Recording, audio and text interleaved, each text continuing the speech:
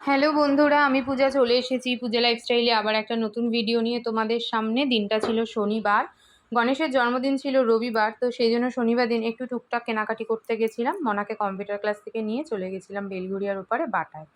গিয়ে সব থেকে আগে মনাকে একটু খাইয়ে নিয়েছিলাম, কারণ ওর খুব খিদে পেয়েছে, আর আমি খেয়েছিলাম একটু চা। তারপর শরীরে এনার্জি নিয়ে কেনাকাটি শুরু করেছিলাম। প্রথমেই বাজার কলকাতা দিয়ে গণেশের জন্য একটু গিফট কিনে নিলাম।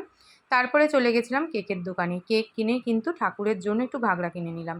পুজোর ঘাগরাই বলতে পারো, কারণ ঠাকুরকে দিই এবার পুজোর কেনাকাটি কিন্তু আমার শুরু হলো। যে আমাদের দেয় তাকে কিন্তু সব থেকে আগে দেওয়া উচিত, তাই ঠাকুরকে দিয়েই কিন্তু শুরু করলাম। আর রাত 12টার সময় হবে কেক কাটিং, বুঝতেই পারছো কত সকালে আমি ঘুম থেকে উঠি, সেটা তো তোমরা আমার ভিডিও দেখে জানোই, প্রায় ভোর 5টার সময়। তারপরেই রাত 12টা অবধি জেগে থাকা, এটা একটা চ্যালেঞ্জিং ব্যাপার।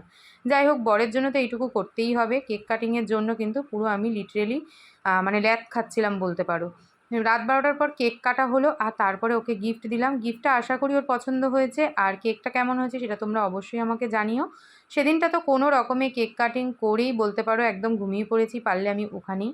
ওরাই সমস্ত কিছু পরিষ্কার করে গুছিয়ে নিয়েছে, আর সকাল থেকে কিন্তু শুরু হয়েছে আবারও এক যুদ্ধ। তো ঘরের পুজো আগে দিয়ে নিয়ে তারপর গিয়েছিলাম অনুকূল ঠাকুরের মন্দিরে, যে ভিডিও তোমরা আগেই দেখেছো। তারপরে বাড়ি এসে দুপুরে সামান্য কিছু আয়োজন। ভিডিওটা কেমন লাগলো কমেন্ট বক্সে অবশ্যই জানিও। আজকের মতন টাটা।